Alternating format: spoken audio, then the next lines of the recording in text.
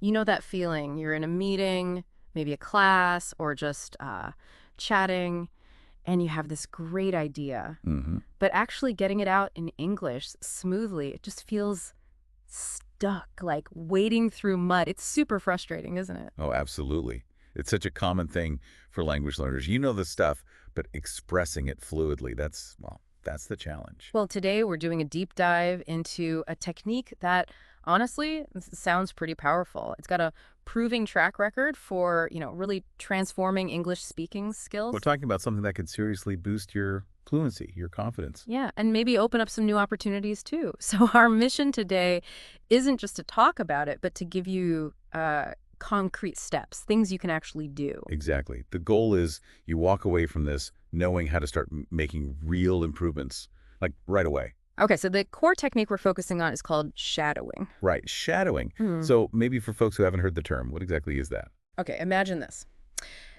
You're listening to someone speaking English, could be a podcast, anything really. Mm-hmm. And almost at the exact same time, you're repeating what they say out loud, like you're their shadow. Ah, okay. Like a linguistic echo? Exactly, mimicking not just the words, but how they say them, the pronunciation, the intonation, that sort of musical rise and Oh, fall. the rhythm too, right? The Yeah. flow. Yes, the rhythm, all of it. It sounds simple, maybe, but the effect, Yeah. it can be pretty remarkable. It's fascinating, really, how such a, well, seemingly straightforward practice can lead to such big gains. Yeah. Let's maybe unpack why it works so well. Okay, let's do it. So first big thing, pronunciation and intonation. Right. When you're actively trying to copy a native speaker's voice, your brain actually starts tuning in differently. It picks up on those subtle sounds, the way the language sings almost. Yeah, it's like you're recalibrating your ear and your mouth together. You're not just hearing sounds. Yeah. You're internalizing the whole sound system,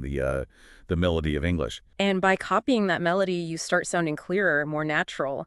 It retrains how you perceive and produce the sounds. Precisely. It goes way beyond just single sounds. And it's not just about speaking better, it actually makes you listen better too, because you have to focus so intensely to repeat accurately, right? Exactly. It forces active listening. You can't just zone out. Your ear gets trained to catch those small differences, those nuances in spoken English. You just understand more. Hmm. It's active listening on steroids, really. You process the sound and immediately try to reproduce it. That deepens the engagement. Okay, and this is a big one for me, confidence. It really builds confidence. How so?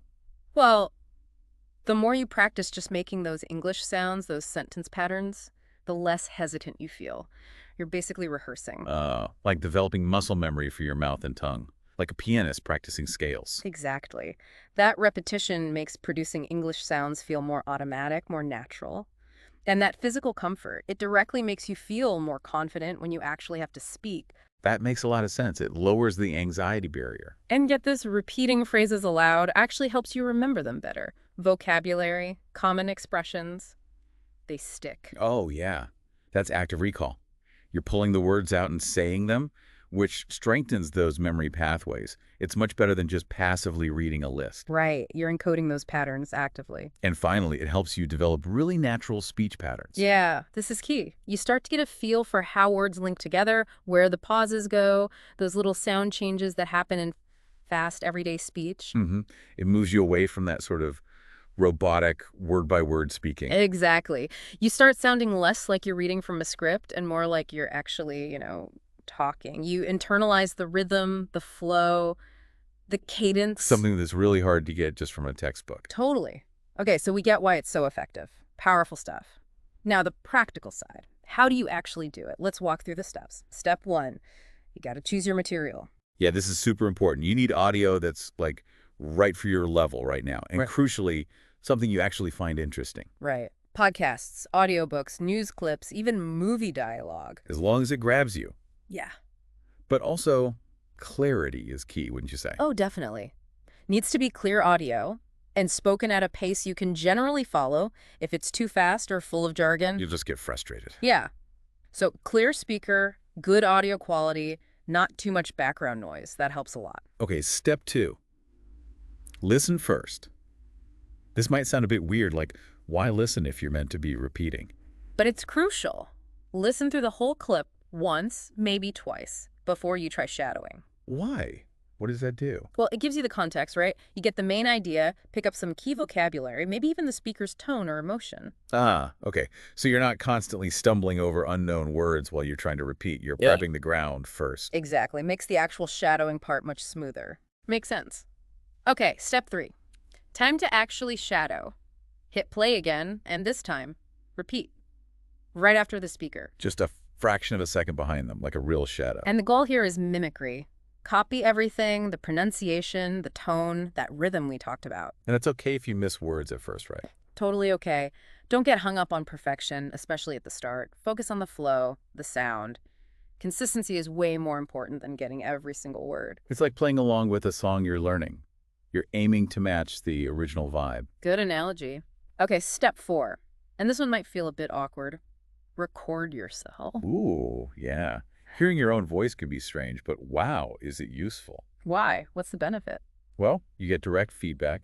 You can play your recording, then play the original and hear exactly where you sound different. Ah, so you can pinpoint things like, oh, my intonation is flat there, or I mispronounced that word. Precisely. It helps you track your progress and see exactly what you need to work on. It's like your personal pronunciation coach. Okay, makes sense, even if it's a bit cringeworthy at first. And finally, step 5. Practice regularly. This is probably the most important step of all. Consistency. Like anything, right? You can't just do it once and expect Oh, miracles. Will for, say, 15 to 30 minutes every day. Even short focus sessions are better than one long session once a week. Build it into your routine. That daily practice is what really makes the difference pretty quickly. Absolutely. Regularity is the engine here. Okay, so let's step back for a second. We've talked about the how, but let's connect this back to the why bother. What are the real-world life-changing benefits of actually getting better at speaking English? Well, the impact can be huge. Let's think about careers, for instance. Yeah. In so many fields now, strong English communication. It's not just a nice to have, it's often essential. Speaking clearly, confidently. That can mean better job offers, promotions, more influence. Especially in, like, global companies or international settings. And for students, if you're studying in English, being able to speak up in class, give presentations clearly, it massively impacts your participation and your grades. Oh, for sure. It unlocks that whole interactive part of learning. And then there's the social side, building connections. Right. Being able to just chat easily, make friends, build relationships. Fluent speaking is fundamental for that, isn't it? It really is. It helps you connect with people from all sorts of backgrounds on a much deeper level. And, just feeling good about yourself, that confidence boost. Definitely. When you can express yourself properly in another language, it does wonders for your self-esteem. It reduces that social anxiety. It's empowering. Yeah. And if you're living abroad or planning to. Oh, essential for cultural integration. Mm. Understanding people, navigating daily life, feeling like you belong, language is key. Okay, so the benefits are clear. Big motivators there. Now, we promised some genius tips to really get the most out of shadowing. Let's share those. Okay, first tip. Mm. Think about using subtitles initially. Ah, like training wheels. Sort of. Especially with new material. Subtitles help you understand what's being said, catch vocabulary. Then, as you get comfortable, Turn them off. Challenge yourself more. exactly, gradually reduce your reliance on them. Good one. What else? Focus specifically on things like phrasal verbs and idioms. Ooh, yeah. Those are tricky but so common in real spoken English. Right. And shadowing is great for hearing them used naturally, in Mhm. context. It helps you pick up the meaning and how to use them yourself so you sound less textbooky. Makes your English sound much more authentic. Nice. Another idea. If possible, practice with a partner. Find another learner. How would that work, shadowing together? Yeah, you could shadow the same clip, maybe give each other feedback on pronunciation or rhythm. Plus, it makes it more fun, more social. Accountability, too, maybe. Keep each other motivated. For sure. And don't forget technology. There are tons of apps and tools out there now. Right, language learning apps often have shadowing exercises built in, don't they? Many do. Some let you slow down the audio, loop sections, track your progress. Hmm. Really useful features. Use them. Okay, great tips, but maybe the most important one. We kind of said it already. Consistency. Stay consistent. It trumps everything else. Make it a habit. Daily practice. Even short bursts. That's the secret sauce. It really is. 15 focused minutes every day will get you much further than cramming for hours once in a blue moon. Build that routine. Actually, that reminds me, we saw this anecdote online. on Reddit, I think. Oh, yeah. This person was talking about their own journey, and they mentioned language exchange programs, speaking clubs, basically structured practice and getting feedback. Active engagement. Yeah, but they also stressed just immersing themselves in English media, movies, podcasts, books, just constantly absorbing the language, the culture, the vocabulary. And that ties right back to consistency, doesn't it? And finding material you enjoy. Exactly. It just reinforces that consistent effort using methods like shadowing within that broader immersion. That's what leads to those real breakthroughs in fluency and confidence. It's a great example of how combining strategies works best. Shadowing is a powerful piece of that puzzle. So, wrapping things up here, shadowing, it's not just some random exercise. It feels like a really solid first step, or maybe a continuing step, towards speaking English fluently. Absolutely. It hits so many birds with one stone. Pronunciation, rhythm, listening, even vocabulary recall and natural patterns. So we really want to encourage you, listening right now, just give it a try. Start today. Seriously. Doesn't have to be a huge commitment.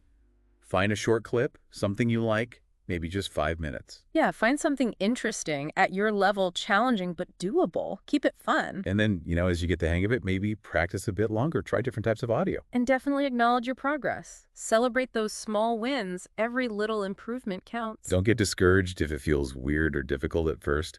That's totally normal. It's a skill you build over time. Stick with it.